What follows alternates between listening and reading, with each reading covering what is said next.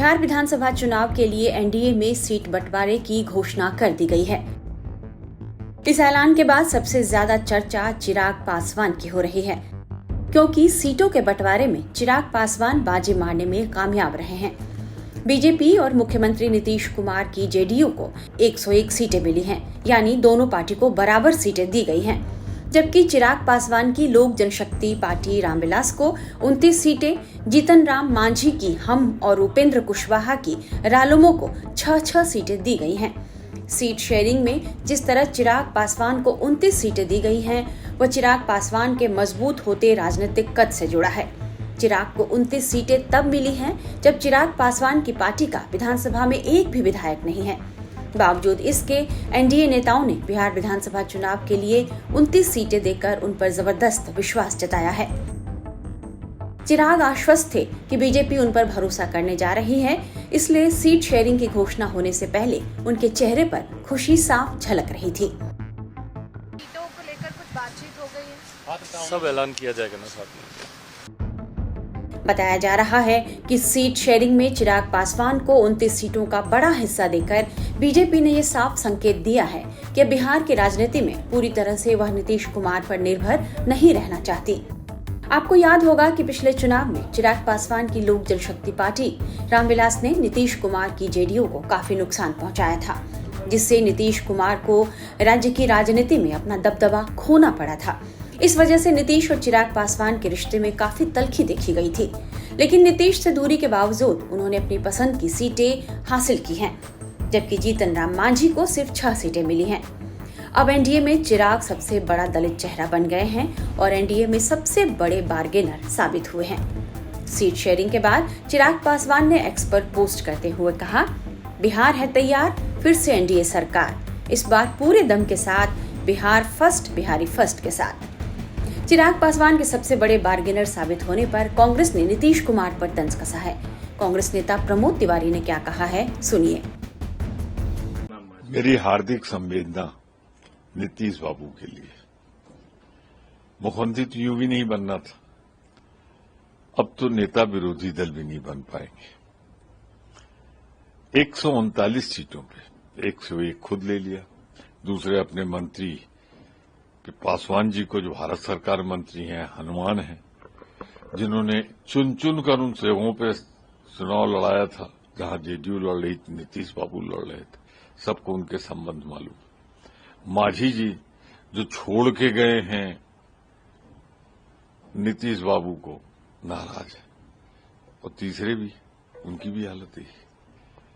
तो 139 तो खुद ले लिया और एक 101 पकड़ा दिया नीतीश बाबू बेचारे को इस उम्र में। तो मुख्यमंत्री तो यूं भी नहीं बनना है, मुख्यमंत्री तो निश्चित रूप से महागठबंधन का बनेगा। नेता विरोधी दल बन सकते थे, उस पर भी महाराष्ट्र की जो दीवार पर लिखी इबारत है, वो कहानी लिख दी है भारतीय जनता पार्टी ने। राजनीति की जो एबीसीडी जानता है वो समझ रहा है, और जो राजनीति की एबीसीडी जानता है और न समझने का ढोंग रच रहा है, कोई बयान नहीं। बताया जा रहा है कि चिराग पासवान अपनी पसंद की 3 सीटें लेने में भी कामयाब रहे हैं, जिन सीटों पर सबसे ज्यादा माथापच्ची की गई थी। सीट बंटवारे में हिसुआ, गोविंदगंज और ब्रह्मपुर सीटें भी चिराग पासवान के खाते में गई हैं। हालांकि अभी केवल सीटों की संख्या का ऐलान हुआ है। एनडीए में सीट बंटवारे का फॉर्मूला तय कर लिया गया है। हमारे साथ जीतन राम मांझी हैं, हम उनसे सीधे बात करते हैं। जो सीटों का फॉर्मूला बना है, आपको लेकर ये चर्चा थी कि दहाई के अंक को पार करेंगे आप सीटों में, लेकिन जिस तरह से 6 सीटें दी गई, कुछ मायूसी। कोई चर्चा नहीं थी, हमारी मांग थी कि 10 वर्ष हमारा हो गया लाइफ हिंदुस्तानी अवाम मोर्चा सेकुलर का, और अभी हम निबंधित पार्टी होने का दंश झेल रहे हैं। आप देखिए, मतदाता सूची दी जाती है तो निबंधित पार्टी को नहीं दी जाती है। इलेक्शन कमीशन के लोग आए तो हमको नहीं बुलाया गया, तो ये तो कलंक की बात है। इस कलंक को दूर करने के लिए हमने प्रार्थना किया था एनडीए के नेतृत्व से कि हमको ऐसा सीट दीजिए कि ताकि हम बिहार के जो विधानसभा है उसमें हम मान्यता प्राप्त कर सकें। उसके लिए 8 सीट की आवश्यकता होती है, 7 सीट की आवश्यकता होती है। तो लास्ट चुनाव में हमारा 7 सीट में हम 4 सीट जीते थे, 60% मेरा स्कोर रेट था। उस हिसाब से गणना करके हमने कहा था कि हमको 15 सीट के आसपास मिलना चाहिए था। ये हमारी मांग थी, लेकिन हमारी मांग को उन लोगों ने ठुकराया है, तो इसके लिए हमको कोई दुख नहीं है, क्योंकि हमारा संस्कार ही है ऐसा कि हम लोग दुश्वारियां में रहते हैं। हम लोगों के साथ प्रायः अन्याय हुआ है, अन्याय सहे हैं, लेकिन ईमानदारी से काम किया है।